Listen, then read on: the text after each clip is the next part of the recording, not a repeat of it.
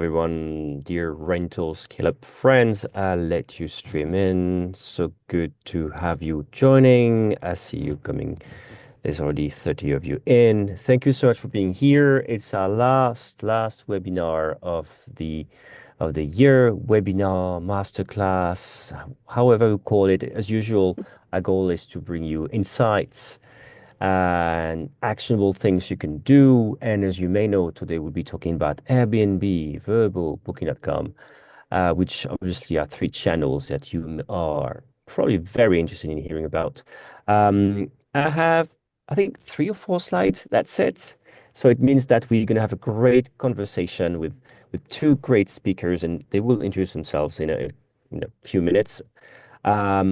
So what I'm going to do again, as usual, we're going to be talking like a large topic, which is basically these big three, not only what's new with them, but as well how things are really changing in terms of market share, right? We've heard things, right? We heard things like in 2024, as you may know, like if you in the US, Vrbo losing market share and then coming back. In Europe, you probably have seen as well Airbnb losing market share to Booking.com, which is maybe super surprising to US ears, to people in the US. So again, fascinating. We'll be talking how, again, it's very crucial, again, to prepare for 2025, that really you listen to what experts have to say today, because you really make sure you keep an eye on the market share of who's giving you bookings today, who was sending you bookings last quarter, and how about 2025? We talk about that. All right, we 1 minute in, no reason to make you wait. There's already like 80 of you. Thank you so much for being here. My 3 4 slides, and then we go right into it. Um, if you've ever been to one of those things, you know how I'm struggling always to share my screen. I think I will never learn. All right, is it the right screen? I'm not showing my kids' photos this time. No, we're good.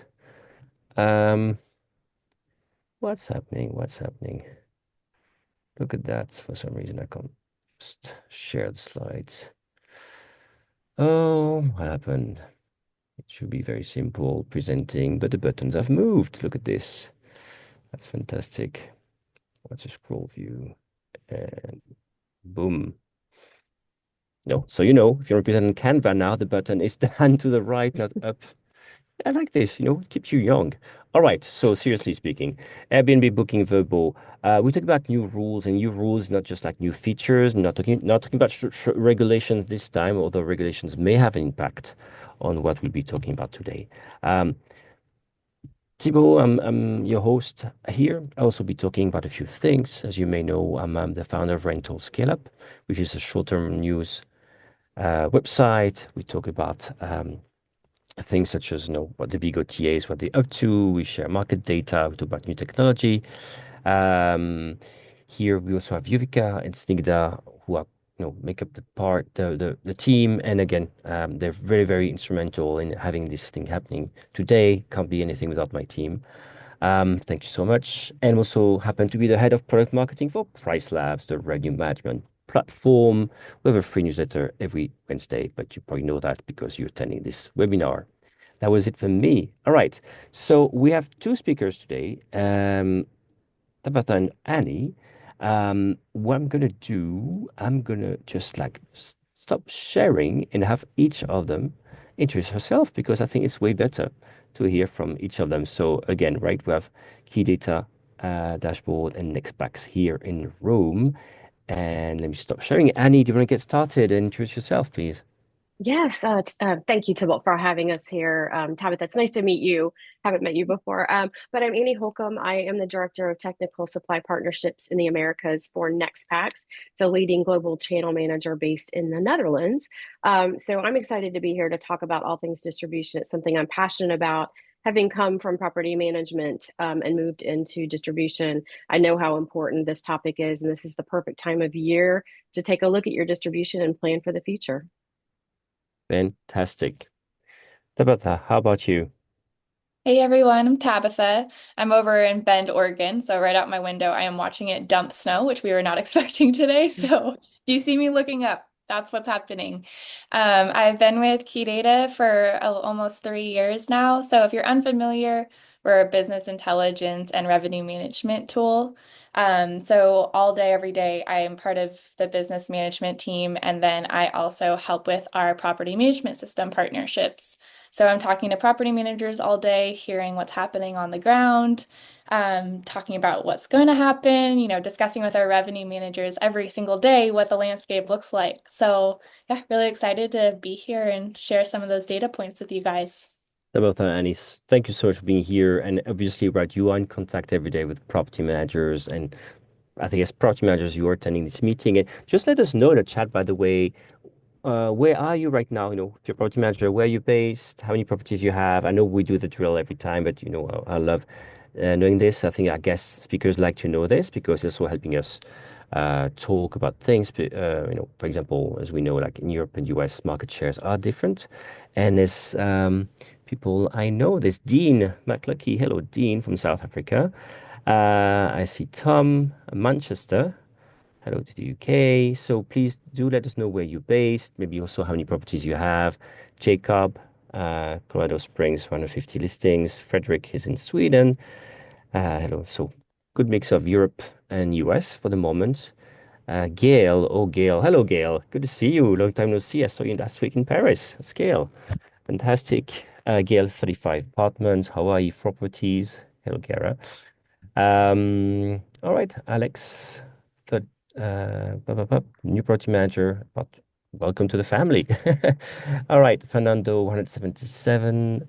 Hans, Villa for You, Netherlands, 1,800 listings. Wow, look at this. Netherlands in the room. I'm in Amsterdam right now, and he works for a Dutch company. Look at that. Go Netherlands. Go Orange. Ontario 160, New Orleans 6. All right, Algarve. All right, so thank you so much. Again, I will look at the comments as usual. And if you have questions, there's a Q&A section as well. So do ask questions to us. We'll try to pick up the questions as we go along. If not, we'll make sure we have 5 to 10 minutes in the end to answer your questions. But again, I just want to make sure it's interactive. You can see now we are really, we're really live. We really care about you. I'm going back to my slides for a minute just to quickly talk about the topics. There we go. All right. So, three big things today we'll be talking about. And so, Tabitha will start the session. We'll be talking about OTA market share, right? As we said, how it seems we always talk about the three big ones, Verbo, Booking.com, Airbnb. Things change. Things change a lot in 2024 and are different in the US and from Europe. Let's talk about that. And also, I think Tabitha also kindly from Keydata, they managed also to give us some preview, looking at pacing data, what's happening in 2025 is different. So it's very, very important because things are not static. Speaking of which, and then Annie will take us through the need for diversification, sorry. Why it's important, of course, to be on these big channels and how different they are, understanding what you need to do. To make your property management company successful, and you may not need to do what your neighbor is doing because maybe your company is different. So we'll talk about that. And then I will go through a few things happening on Verbo, Airbnb, Booking.com, new things happening and what they actually mean for you. Some things as usual may have an impact for you on what's going to happen on the platform. So we'll go over this. And that was my last slide. Look at this, fantastic. Tabitha, let's go ahead. So how about this? I tease people about changes in market share and numbers. Keydata, you're very well placed to be talking about this. So I'll leave you the floor. Yeah, so I kind of created a narrative around it because we found that when we're just shoving numbers down people's throats, it doesn't always stick and we start to lose you. So we've kind of created a story around 2024 into 25. So like I said, I'm gonna try to keep it light on percentages and numbers because that's just a lot to digest, and instead really focus on the overall trends to be aware of and how they impact your short-term rental business. So we mentioned those three channels, but what I'm really going to analyze is four channels. So Airbnb, Vrbo, Booking.com, and your direct bookings. So although the direct bookings through your website aren't via an OTA, they are still relevant to the conversation. So Let's start by discussing shifts in 2024 and then expectations for 2025 in the US. And I'll get to Europe, I promise. So keep in mind, we define OTA market share by the percentage of guest check-ins. So throughout the US this year, Airbnb has remained the most utilized booking platform. So shouldn't be too much of a surprise. From 2023, Airbnb check-ins have increased by 2%.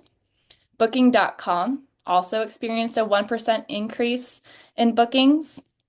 And then on the other hand, Vrbo and direct bookings decreased by 1% from 2023. So now let's better understand why Vrbo took a loss of market share, because I know that's a hot topic. So in Q3 and Q4 of 2023, Vrbo migrated to the Expedia platform. This platform migration affected listings, created complications with reservations. Again, something you guys all probably experienced in some way. So safe to say, property managers were spooked. They went elsewhere. And since then, Vrbo has made a steady recovery throughout 2024. We've got data to back that up. And in what we see for 25 is we expect them to continue the trend into the new year, making that recovery. Shifting gears to Europe, Booking.com has taken the market share from Airbnb. So although Airbnb followed behind by 8%, as we continue to measure market share by the number of guest check-ins, Vrbo activity has actually laid flat comparatively to what we saw in 23, and direct bookings have decreased in the last year by 1%. So really important to note that Booking.com's growth in Europe really has to do with the 10 years it's been in the industry. As we all know, Booking.com began solely as a listing site for hotels. And then over the last decade, they began introducing vacation rental listings as well. So what did this do? Booking.com, who already had that mature base of users, who already had all of this trust built into the system, began considering vacation rentals for their holiday. Booking.com introduced their trusted users, which I'm sure some of us were those, the whole new side of travel, vacationing in a short-term rental instead of a hotel. Hence why the platform has such a high popularity in Europe and continues to secure a large sector of the OTA market share in Europe. And then just I kind of want to expand on that demographic of Booking.com users.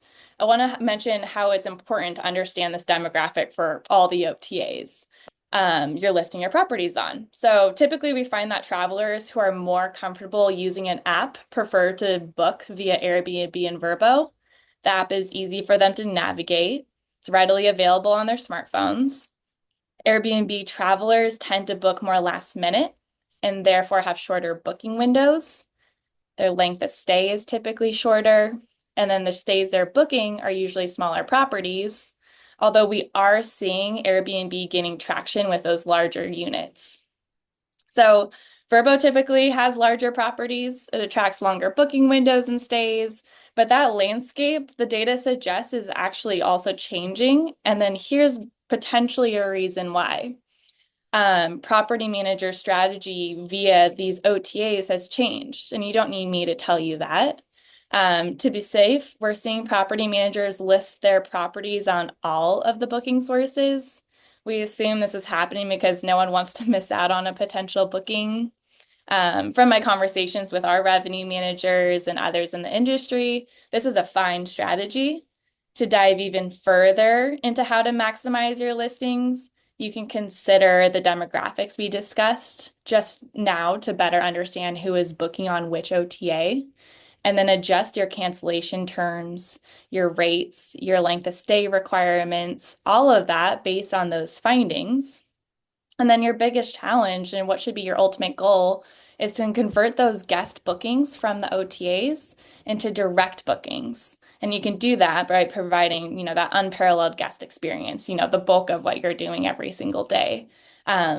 But the last thing I'll say on this note right now is just really understanding, again, that demographic of the OTAs, where your strengths are in your portfolio and how to maximize on those. And then, of course, understanding what's your competition, how can you capitalize, knowing all this information. Great. Thanks for sharing so much. And Tabitha, I got a couple of questions for you, right? So Yeah. So again, the market shares we talked about in the US. So what you have the numbers by chance? I can share those in a different, yeah, I can pull up the percentage. So we do it by guest check-ins. So let me Mhm. see if I can get those exact ones really quick. Because it was great to hear you said basically like some lost share, but what was the Yeah. whole number for each market would be So fantastic. yeah, Probably. so I can show you, I can't show you, but I can tell you really Yeah. quick. So again, we're doing the market share by the number of guest check-ins. That I just want to make that clear if that's how we're measuring that. So let's go with the states first. Sorry, I have like a huge graph in front of me, so I'm trying to find it in here. Fine. So let's see. In the states for 2024, Airbnb has 43% market share. Mm, Direct bookings are 43%. 43%, and then that's followed by direct bookings at 28%. Then you have Verbo at 21%, and then you have Booking.com with 8%.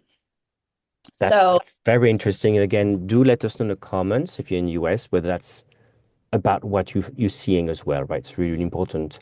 So we had like Airbnb 43, then direct booking, so important to include that channel. yeah, And then yeah. you had Verbo. Is that how much you said Verbo? Verbo's at 21%. So it's gone down 1% from the previous year. So they lost a point or of market share in a way, but knowing that in Q1 they really went down and managed to go back up. So Yeah, overall, again, that's why it's very interesting to look at this. I love what you're sharing now, right? If you yeah, look at just the data from 1 year to another, it looks like things are stable. And then this is yeah, where you don't realize maybe that during 1 quarter, you have one of the major channels going down. And that's probably going to talk to what Annie's going to cover is like, yep, when your channels go down for some reason, as you said, right? We all know that well, we don't know. It's not. I shouldn't say that. It's very like you all should all know. No, it's not true. As you explained earlier, right? That Verbo, as we all know, had been acquired by Expedia Group. Expedia Group's policy is to migrate all their tech under one roof, basically, to reuse the same technology all over, which makes their life easier, but not yeah, usually necessarily the one of the users. So what happened basically, they did this. But the platform was not optimized for vacation rentals, for high level properties. It happens. But so much so that, as you explained, they had to cut the marketing spend. They weren't spending, they weren't buying any keywords, any traffic. So when not only the site was not converting, on top of this, they're not sending traffic to this, which kind of makes sense because they would be losing money. But they made it up. So that's pretty impressive. I'm very impressed. yeah. And what you're saying for 2025, you think things are pretty stable, right? Again. Things are looking pretty stable. Yeah, so Verbo is really making a recovery there. Airbnb, at least in the States, is continuing to keep that market share. Direct bookings is increasing. I mean, everybody knows the power of direct bookings. We're really trying, I mean, that's everybody's ultimate goal is to convert a guest into being a direct booker. So that's the trends we're seeing. I mean, and this goes all across the board. What we're seeing in terms of occupancy levels, rates no one likes to hear this, but it's looking really familiar to 2024. It's just the nature of it. But of course, we have a lot of things in the US that might change that going into 25. We've got a new, the political landscape has changed. We're gonna see the impacts of that. We can make predictions. And I wish I could like whip out a crystal ball and tell you what's gonna happen, but we've got so much in the US that is riding on January. Um, and I mean, and like, let's think about like, the mountain markets, what kind of ski season are we going to see? And that's really going to, change what the traveler trends are going to look like in those peak mountain markets. So there's a lot we're keeping an eye on. I saw one comment in the chat that I just wanted to address was somebody said, this is not what I'm seeing.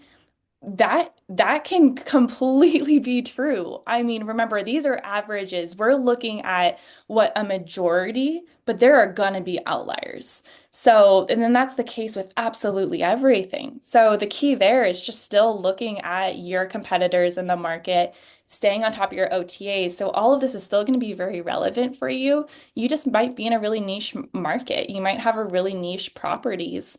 So that's going to kind of set you up little bit differently than what this is seeing. Do we want to touch on what that market share looks like in Europe, Yeah, exactly. And I just want folks? to sort of give Okay. some context as well. Like Yeah. if you're in Europe, for example, if you're France, Verbo is not called Verbo, as you know, it's Abritel or it's Vevo in Germany. Right. So in Australia, it stays. So again, taking this into account, that's what we're talking about here, right? You Verbal as a group of brands, not just Verbal obviously, which is very small in Hmm. Europe because they don't, I mean, they're just UK, right? Yeah. Go ahead. Yeah, yeah. Okay, so let's look at the market share in Europe. So Booking.com controls 48% of that market share, followed by, and then, again, this is 2024. Airbnb controls 40%, and then direct bookings is 11%, with Vrbo only having 2%. And again, that's very interesting because that's all over Europe. And obviously in countries like France, when Abritel Verbal is still a bit strong, the share would be different, right? It's exactly as Yep. Tabitha explained, that's an average, but it's good to know. All Yep. right, any on your side, any reaction about this market share story before we go into your part? No, I mean, I think, obviously Keydata has a lot of data that they can pull. And what's really great is that they have the actualized data so we can really see what's actually happening, not kind of like a prognostication of what a market should be. I think what it does highlight is that there is booking.com has a lot of room to grow in the US and they recognize that. And so I have a feeling going into next year, we're going to see a lot of aggressiveness with that channel. And I'll talk about that and like, why it's important to really make sure that you're having a multi-channel strategy and utilizing the channels to create something to fill in the holes and not necessarily just your peak times. But I think this data it's spot on from what we're hearing from our partners as well. Well, that's great. And you said you would be talking about this. Why don't I leave you the floor, Annie, and just Oh, go over that straight away? okay, okay. So, if anybody knows me, I'm pretty passionate about kind of just the diversification of channels. You absolutely want to have a direct strategy and you want to make sure that you have that in place. But a lot of people don't have the luxury of spending a lot of money on direct. You might only have 2 or 3 units, so you're not going to put a lot of money into marketing. So you want to utilize the channels, for your marketing and put that aside as a thought. But one thing that I try to tell people at this time of year, especially for markets that are very seasonal. Just I'll use beach markets as an example because I live in a beach market. This time of year you want to take stock in what happened this year and what you maybe could have done differently. One thing that I know happened along the Florida Panhandle, specifically a very small market but very important market, is the 30A corridor within the Florida Panhandle. That is a very high dollar destination, and they had the most incredible growth after COVID, and they kept seeing it, kept seeing it, kept seeing it. And I think a lot of the managers in that market got complacent, and a lot of owners were newer to the market and they were used to getting very high dollar rates. They didn't want to come off those rates. And so by the time the market needed correction, it was a little too late. They also had some factors in play about beach access and things that were out of their control, nothing that could have been foreseen at the time. But what that said to me was that, these people that have maybe been only a VRBO user or Verbo user and only a direct, they didn't have another backup channel in play to be able to access more bookings, to access those last minute bookings. So take a look at your strategy. What does it look like? Do you have more than 2 channels? I would say you absolutely need to have more than 2 channels. And the reason being is you don't want to be beholden to one outside of your direct, but you also want to make sure that you can fill in gaps where you need them, last minute reservations, when you have cancellations. I mean, we all hate cancellations, but it happens. If you live in a beach market, you deal with hurricanes. And there's no more powerful tool to turn back on than one of the OTAs after a hurricane passes and your market is clear and everybody can come in. So take a look at what your market mix is. Take a look at what your goals are. Is your goal to drive just revenue? Then you may want to look at those channels that are going to drive a higher ADR. Keydata can help you really drill into that and see what the ADRs are by channel. Also, length of stay, booking window. I mean, you really want to take a lot of those things into consideration and utilize the channels to again layer over what your guests are. Create a guest persona. What does that ideal guest look like? And there's an ideal guest for every day of the week and every month of the year. So it's not just one guest that you're driving for. And each channel can kind of help you with that. So take a look at your strategy and then take a look at what those channels can do to help bolster your strategy and create a plan that you can be prepared for. And if you think of your channels as sort of levers, within a toolbox, and you want to be able to pull those levers when necessary. I always use two examples. One is Whimstay. It's a really great channel for last minute bookings. That is solely their focus. They're not trying to get bookings 6 months out. They're trying to get bookings inside 28 days. So what they're going to do is they're going to only show availability in the markets for those 28 days. So if you have distressed inventory, you can put it out there, and that's what people are shopping for is specifically on that channel. So that's a customer that's willing to travel last minute. And they also are not a high commission channel. So you're not looking at the cost of acquisition for that channel to be high. Another one would be something like Homes and Villas or American Express, any of these niche channels that are driving loyalty guests. They're very loyal to that channel. They want their points. They want to use their points. They want to earn their points. So if you can get listed on those channels and utilize those, you're going to get a very, again, they're going to be loyal to that channel, but you're going to get a high value guest, someone who's looking to spend extra money, book a little further out. They want the nice things. They want the higher quality services, so they're willing to pay for more. So give that a consideration, and I would say, talk to your channel partners, talk to your distribution partners. So if you're using a channel manager like NextPax, we can talk to you about how to create basically a menu that you can order from whenever you need to, and to fill in the holes and create a strategy that will maintain you throughout the year, not just during peak. And one item I know I've seen a couple times in the chat with people talking about like direct bookings. If you're not running 100% occupancy, then you have room for OTAs. OTAs are not there to be your main strategy. They're there to supplement. And if people will think of it in that way, as they're your frenemy, they're there to be your friend. They have the same goals as you do. They're trying to sell rooms at the highest rate possible as often as possible. So think of it an aligned strategy and utilize that friendship, throughout the year. And oh, sorry.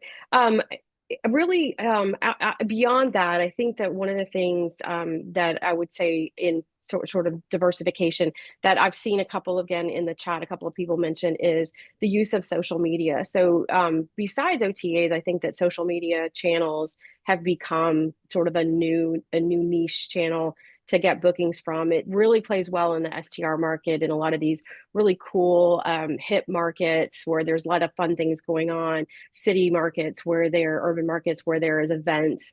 So think about putting that into your strategy, and also with your partnerships with your channels, think about what you are looking for out of that channel, and don't be afraid to ask them.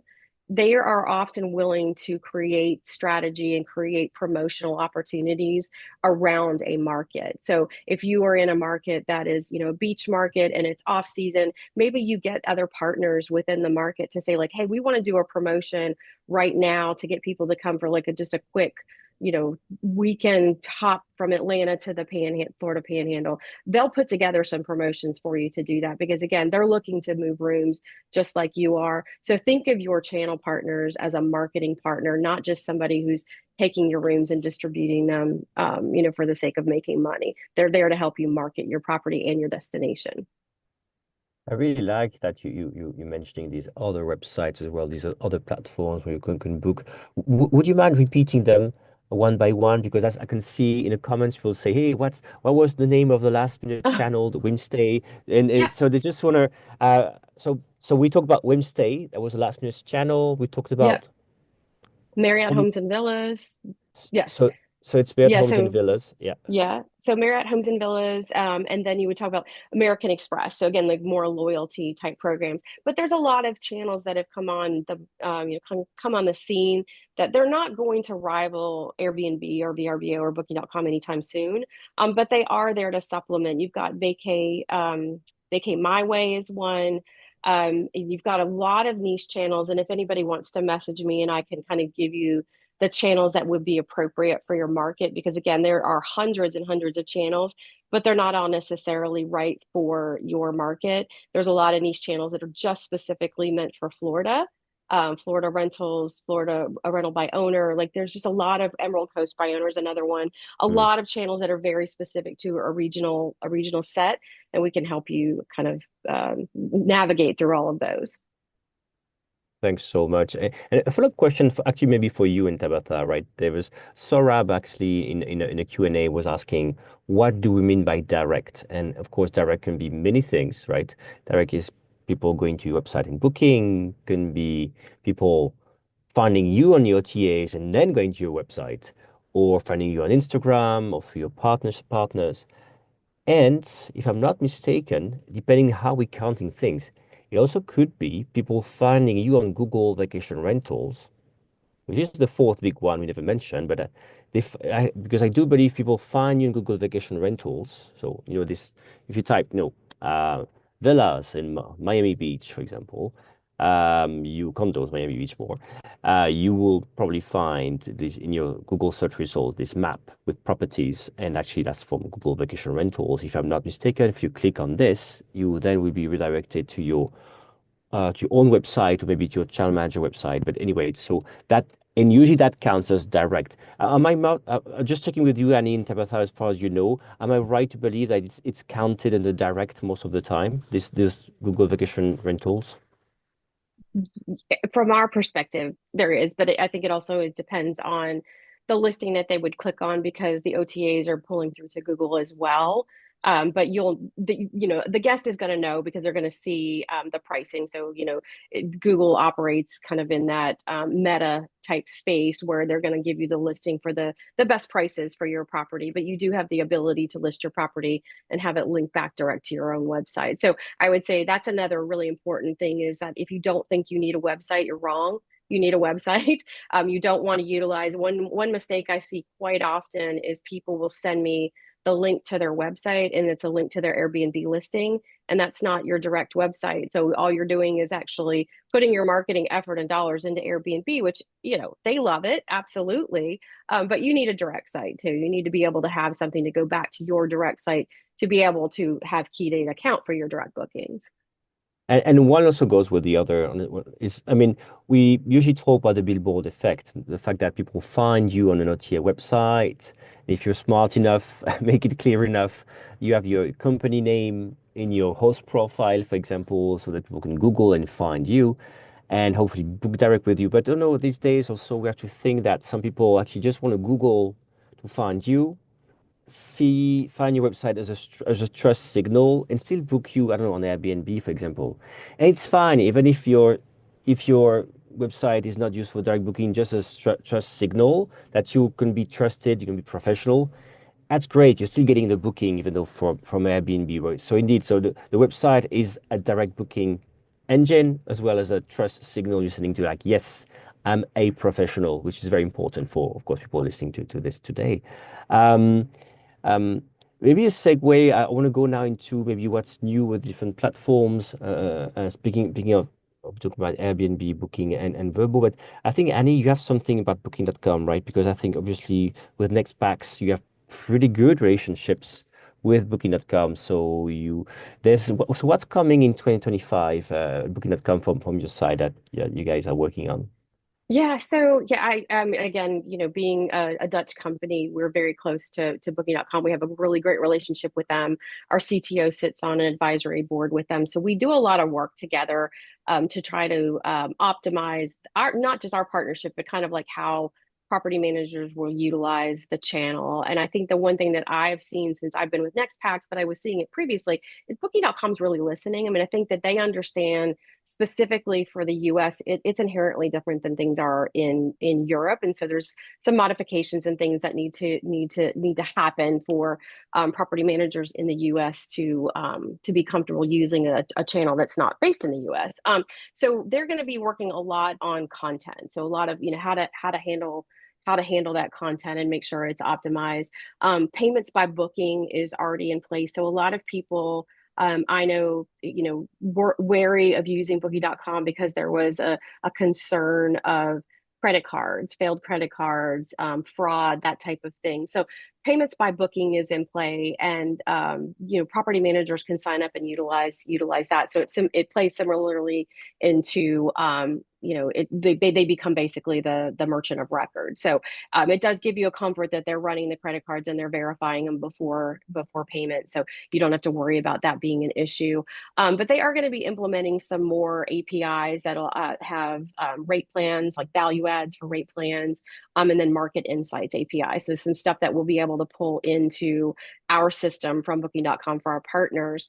But even greater, and I mentioned this actually to Thibault recently, we just completed a program called the Seamless Experience Accelerator. That's just an internal name with Booking.com. But what that allowed us to do was take some of those foundational functionalities from Booking.com and put it in our system. So instead of having to go into each single property to report a bad credit card or to report guest issues, to reconcile reservations, that type of thing. You can do it in our system, which is what makes it one less system that you have to do. And it's all kind of rolled up in the dashboard within the NextPax platform.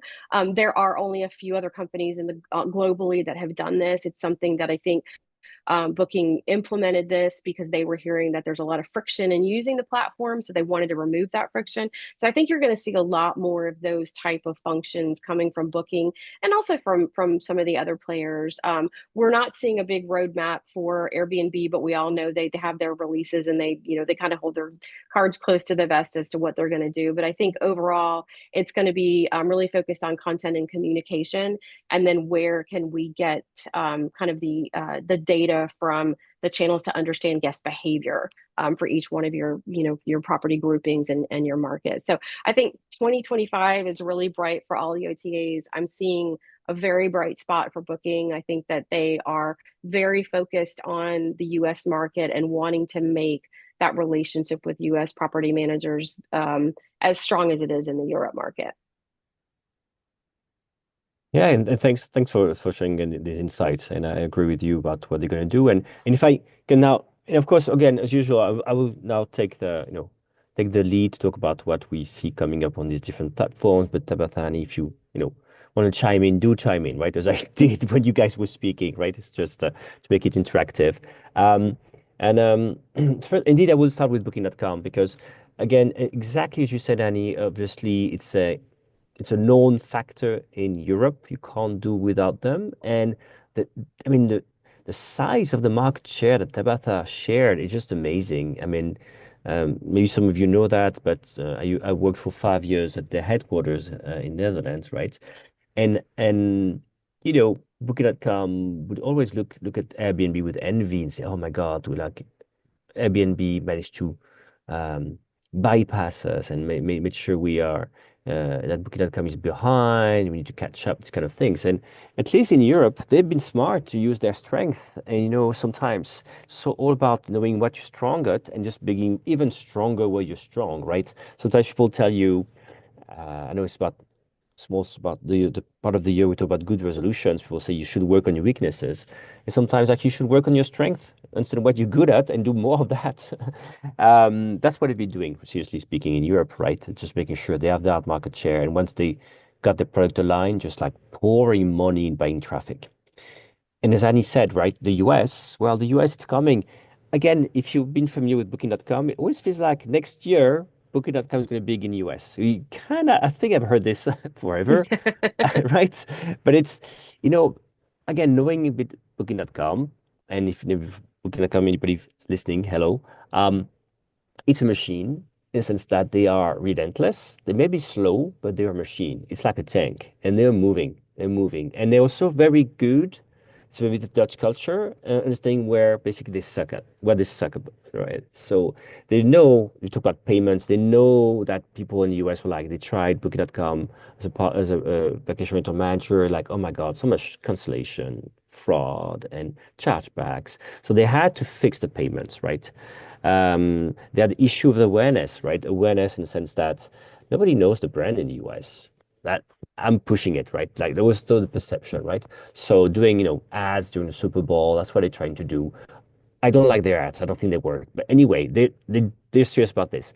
And also, what's very interesting, and they're doing more, right? So next year, they really want to expand a bit more in the US. They're not just going after large property managers as they did in the past. They were also going after smaller property managers and even Mhm. individuals, any pockets they could find, get grabbed fast, and then they will be able to turn on the marketing machine because they need enough supply in some markets to then turn on the marketing machine, marketing spend, and boom, bring you bookings. So they're willing to do that. And also another way for you to see that the US is really a priority for them is for the new features. The new features I'm going to talk about now are only available in English speaking markets, and mainly because it was for the US. So if you're in UK, you will also see this just because you happen to speak English, but they really turn it on only first for the US. It's everything that has to do with the AI or their cool, fresh stuff is only available in the US. So to signal that they really want increase the conversion of US guests. And US guests first bring book domestic, right? So for example, what they're doing, looking at my notes for this, let me close that.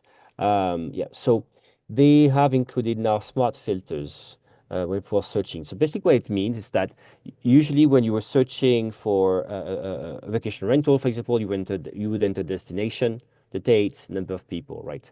So now, what you can do in the US on the mobile version in the app, instead of typing, destination dates, you can type apartment, condo, Miami Beach, 4 people, pool access, and it will retrieve properties that match this natural search, right? Just like you're searching naturally, right? Now, this is how you would search naturally, right? So it frees you up. So it means they've been very good at this. So what it means for you, really, really make sure on Booking.com that you do tick all the boxes. Whatever they ask you for the content score, the amenities, you really make sure you describe things really, really well because they really use that in the AI machine to then show you if you match whatever people are searching for, right? And it can be now in your PMS. We talk about NextPax. I guess that's the way we're going here. Or it could be within Booking.com. But really, really make sure again that you go. I know the first thing you have to do the first week of January, you go to each of your OTA anyway, and you check whether you can't, is there any label you can get? Is there any amenities you have not checked? Because that's even more important now. It's not just because it's going to be just like something checked out across on somewhere down on the property page. No, it's actually something that's going to be used now to show you or not in the search results of somebody looking for a natural search. So just I hope it's clear enough, right? You just type whatever you want, you see this, and so it means for us we make sure that properties are really well described. Another thing I want to mention for the AI, again, only available in English-speaking markets, mainly the US. What they do as well, they do a real-time Q&A. So basically, you go to a property page, to your listing, basically, and people can talk to the page in a way and ask stuff such as, when is there late check-in available, or do they have an EV charger, kind of things, and you get a response, right? Again, it's automation. But again, if you think about this, it means that to convert, it means you really make sure that the Q&A automation chatbot, whatever, can only retrieve content from what you ticked. So really make sure you tick the boxes, you described as much as you could what you have. As you know, in Booking.com, you can't influence the description of your property. But actually, there's so much more you can do by ticking the boxes, making sure you have the right label. And last thing I want to say, even the reviews now, what they do on the top of the property page, they basically will show you the feedback of the reviews. The Basically, it's like using ChatGPT to say, hey, summarize those reviews and tell me what people actually think of this. That's what they have in place. Uh, that's again what is important to us because it means that we know it's probably a key factor to increase conversion. So they really, really want to increase conversion on the website. As you can see, they're doing in the US first. Um, and on that point, if there's no question about this, I'll go to Airbnb now. Go ahead, Abby. I did want to actually mention on the AI. So one of the things that we implemented within NextPax is we have AI to tag photos. So you just have to have high res photos, and we have about a 90, 98, 99% accuracy rate that'll tag all your photos. So it'll know if it's a kitchen, it'll know if it's a dining room, a bedroom, a bathroom. And that's one thing that I know from my past just OTA experience where people miss the boat a lot with their content scores.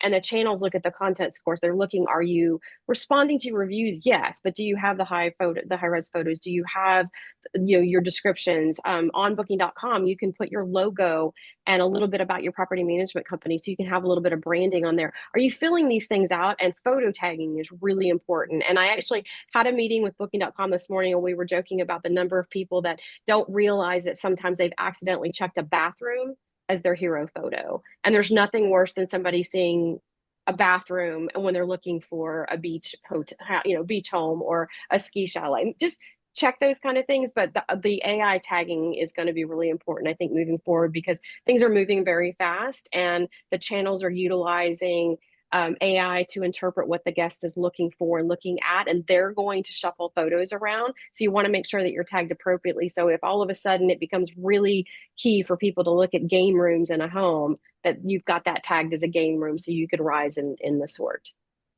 Exactly. And I'm switching over to Airbnb, and the topic is sort of the same. I mean, a couple of weeks ago, I did a short video. You can go to our YouTube channel, Rentals Club YouTube channel, showing that if you're searching the same property page, right? The same property, imagine you have a vacation rental.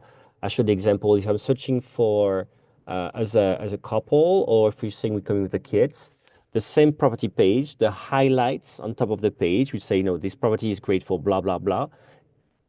The highlights will change dynamically depending on who's searching, right? I said I was coming with the kids. It's going to say, oh, it's great because it's you guys kid friendly and they have these kind of amenities for kids. It's like basically again the content of the page is changing. And exactly as Annie said, that's on Airbnb I'm talking about, but the same thing, right? So for all these AI tools, do this crazy matching, changing the content of the page as we're searching, they need the information. You need to give this information to the OTAs, right? Again, it could be in the PMS, could be on the OTA itself, but do make sure you fill in the forms, the things, and obviously you don't want to overpromise. So don't, of course, say what you don't say that you have stuff that you do not have, but we don't do that because we're pros. But again, that's going to be that's important. So again, Airbnb, we talk about these AI tools again because the goal for even for them as well is to increase conversion, right? It's all about increasing conversion. Another one for Airbnb, we talked about this again. I did a video a couple of weeks back, was about the co-host network. So why I'm mentioning the co-host network here? If you attend a different session, we talked about this in the sense that now uh, um, people who have a listing on Airbnb can choose to be helped by a co-host, right? And this person can go from helping them with a listing up to doing the full property management service, right? The cleaning, welcoming guests, and all this, right? Why I'm mentioning this? Because it does mean if you look at Airbnb, you have to be pretty smart and make choices, right? Do you also want to be a co-host there? Do you want to use Airbnb as a source of leads? Your choice or not? Or do you, because, we heard different things. I've heard people saying I'm a co-host in the US, and what the leads we're getting is very struggling properties, and for good reasons. The property is, insert a bad word here, the property is not great. So again, think about this, but do you want to be there or not? Also, to have this in mind, in the markets where it's happening, there could be some pressure on your margins, right? It means that maybe more people are competing. You're competing with people who have imagine only 5 listings. You probably have a cost base that's smaller than you if you have hundreds of listings, right? Do you want to compete with this or not? Up to you, but think about this. You don't have to, but we want to look into it. Another one I want to mention as well. So we saw something that had a tremendous impact in 2024 was the fact that the Superhost label, Superhost, what's a label, has dropped in value. Right now, it's all about guest favorite. Guest favorite is really important, and that we know that again, it has an impact for us on property managers for several reasons. Right, it means that whenever you're searching or user is searching on Airbnb, first Airbnb is going to push guest favorite properties. Superhosts are down the line, right?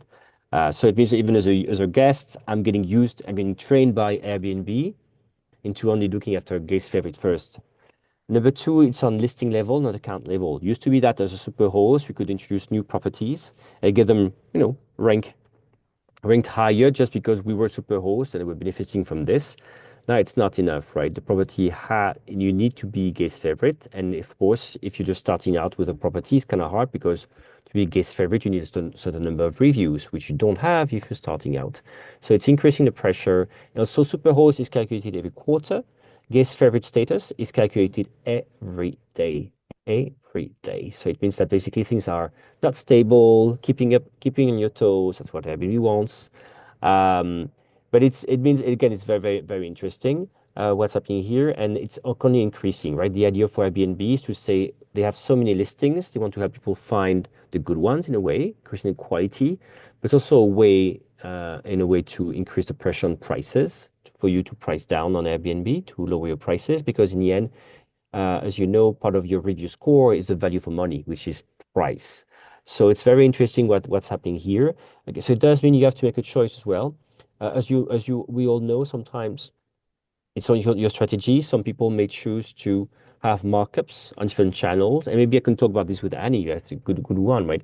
Markups. For example, in Europe, um, there's no choice. If you're an Airbnb as a property manager, you must pay 15% to Airbnb. Is it still the case in the US that people can still only pay 3% even the property managers are not any connected? Is it still the case? Yes, it is. Actually, there was some debate about that at Darm last week, so I did confirm that with the Airbnb folks. Yeah, so they, you still get the lower margin here in the US. So I was actually answering somebody in the chat about they had sold some rooms. It said that the rooms went quickly on booking.com and they were at a discount. Well, I would say absolutely don't be discounting your properties. And if you're in Hawaii, you could likely put a little bit of a markup because Hawaii is a big demand market. But if your rooms are moving quicker than your direct, then you're priced too low, and you need to make sure that you're keeping in tune with what the market is. And if all of your reservation, all your properties get booked up really quickly, that's an indication of your price too low. So yeah, I think that each channel you need to take a look at, make sure that your pricing strategy is one that you can stomach at the end of the year, that you're not eroding too much of your revenue. But the nice thing in the US is Airbnb is still one of the most cost effective channels. I know it's frustrating for some, but it is a very cost effective channel at 3%. Exactly, right. So if you're European, you hear this, yes. In the US, you only pay 3% if you're a property manager versus 15 again, which may again talk to what we talk about market share, right?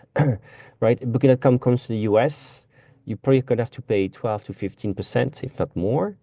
And then Airbnb makes you pay 3%. So it does show the barrier you have, where Booking.com has to enter the US, right, on the cost front. But they're smart enough to be flexible in some cases. I'll just say that, just saying. Um, so, and we talk about cities. What's important as well is, so the big thing for Airbnb as well to understand is that there's a risk of distraction, right? What they said starting 2025, they will launch at least two new verticals, two new industries where they're going to enter. For example, they may be entering car sharing next year. That's what I read last year from Brian Chesky. Um, so who knows what they're going to launch, but it does mean that short-term rentals, which is the core, stays the core, but they're adding more things.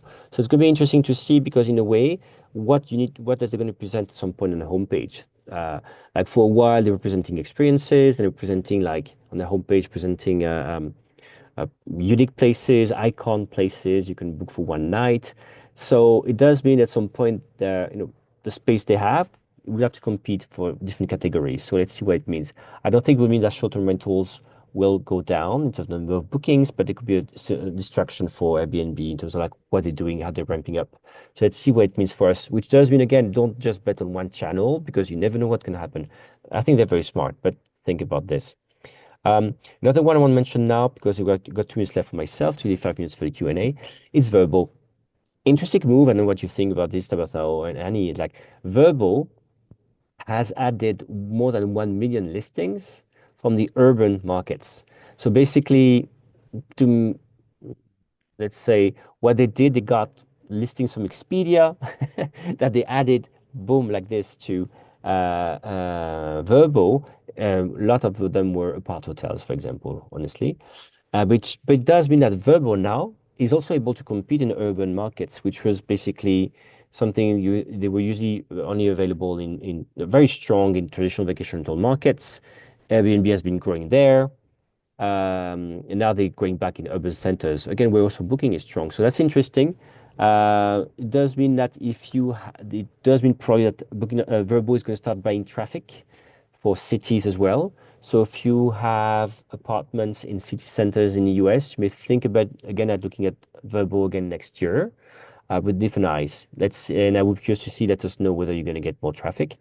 Um, and that's pretty much it I want to cover, right? So basically, they're really trying to leverage what they did with Expedia, and I think it's also a bit complicated to understand. But if I'm correct, some verbal listings now also visible on Expedia, even though they're managed from Verbo, and they're also visible on Expedia, which was the case before. Now this state's new. I was a bit confused. I don't know if you have any clarity on this, Annie, what they're doing here, but what I'm hearing is that.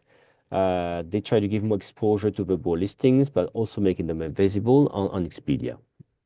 But all vacation rentals have to be managed from Vrbo. Verbo. Yeah. So they actually have some gray area there. So if you operate in a condo market or some of these leisure urban destinations. So Myrtle Beach is a great example. Miami, Destin, Florida, Gulf Shores, Alabama. Those markets have a lot of high-rise condominiums, so there's depth of inventory. So if you have a building that has, some of these buildings have upwards of 700 units in a building, and there's like, maybe 6 or 7 room types. So a manager could potentially have 100 rooms and 3 different room types, and you can kind of group them together and use that as like a hotel style listing. Expedia will take those. So as long as you can have depth of inventory in a listing, they will allow you to list direct on Expedia. So if you have the opportunity to do that, I always suggest that, because in those depth of inventory buildings, they will move better on a hotel style platform than they will if you're trying to do individually. Also, if you look at VRBO or even Airbnb in markets where there's a lot of condominium product or hotel product, there's so many listings that the consumer gets sort of they just get mind numbed by the number of listings that they have to go through to find what they're looking for. So a lot of times they'll revert back to that hotel style listing to find exactly, because they probably know, I'm going to this market, I want to stay in this particular area within this market, and maybe at 1 or 2 of these condo buildings, and they'll go through the condo buildings to look at it. So it really just is about having somebody at your channel manager or at your channel partner who can help coach you on the best way to do your listings to optimize conversion. I love that, right? Because, for example, Booking.com is amazing about hotels, condo buildings, because Booking.com coming from the hotel world is really good at selling several, accommodation types or volumes of accommodation in one building. So, and all the reviews get aggregated on that property level. So, indeed, it's really, really important you talk to your PMS or to whoever is handling this to understand whether you can replicate that and how do you set it up. It's very, very important because it's a key factor. And again, as we just heard, right, from Verbo and the rest, there's something happening in urban markets. They do realize that, especially, for example, with regulations, right? Some people have to get hotel licenses now. So it looks like these form of buildings, apart hotels, condo buildings, whatever we call them, service apartments, they just they're easier because you could get a commercial license in a way and avoid some kind of regulations. So that's also why the OTAs want to go after them, because that's looks like some supply that's a bit more to stay and can resist some bans. Hopefully, it's so. Or again, things are not static. So really talk to your friends, to your association, to your PMS, go to events. It's so important. Are there a couple of more things to add or questions to take, Tabitha or Annie I think here? there was one person who had a comment in the chat about their booking channels in Europe. So, Booking.com being the most popular, followed by Airbnb, and then very poor performance with Vrbo. So I think that goes back to us talking about, exactly what Annie was just mentioning about like Booking.com. They're really good with the condos, apartments, because they have that hotel background. Then you look at Airbnb. Airbnb really attracts those smaller groups. Smaller properties are trying to expand now. Like we have the data to prove that they're looking into more like 5+ bedroom types of properties. But if you look at Vrbo, Vrbo has those bigger stays. So unless you have those bigger stays within Europe. They don't perform as well on Vrbo. It's just the history of, what their inventory has looked like. Vrbo usually has longer length of stay, larger booking windows. They book larger groups. So again, it's just kind of understanding your inventory that way. I also saw somebody else's comment of booking.com, like why so popular in Europe, or why not just booking.com, the OTAs in Europe. If you think about it, like in comparison to direct bookings, which Keydata clarifies as your website. So direct bookings through your website. A lot of the websites in the US aren't friendly to changing the language based on Yeah. language or currency. The OTAs do that for you. So it's why the OTAs are so heavily relied upon in Europe. And obviously like very relied upon in the US. But we have a more common language here. Everybody else speaks, three languages plus English. It's a little bit different in Europe. So I just wanted to provide an explanation of why that might be when you're seeing the huge difference of how the market share of direct bookings in the US versus Europe. Yeah, and adding to this, that Booking.com has almost a monopoly in the in Europe in terms of hotels, Hmm. hotel bookings. Been very strong, and it means as well that they've been able basically to um, introduce vacation rentals to their hotel bookers in a way, right? People booking hotels. So they're very good at introducing, making hotel people booking hotels, making helping them discover vacation rentals, which is very, very, very interesting. And we know, right? We do stay in hotels. We're vacation rental professionals. We do stay in hotels from time to time. It's not taboo. So so they're good at this. Very, very good at that. And right. Something also somebody was asking, maybe Annie, that would be last question to cover. Is Verbo the same as Expedia? So Verbo is part of Expedia group, but can you explain again, how that works? Because I think it's very tricky, even for me sometimes to follow what's happening if I'm listing the Verbo. Somebody's complaining that their listing was in Verbo, has been moved to Expedia. Photos are all wrong, and it's just scary to hear this. Have you heard these kind of things first with Expedia and Verbo? I haven't heard the content piece. I have heard people say, "Oh, my listing's gone." So if you don't have a direct contract with Expedia, there's no guarantee that your listing will appear on their site. So what you should think of it as is Verbo is a cousin, and they're going to borrow the cousin's inventory whenever they run out of their contracted inventory in a market. So you could potentially be last served in that market if you're depending on getting on Expedia. So again, it's about knowing what your inventory style is and what channel is best suited for that. If you're a beach home, in the Outer Banks, North Carolina, absolutely you're going to go on Verbo. Expedia will pull it over when they don't have hotels available.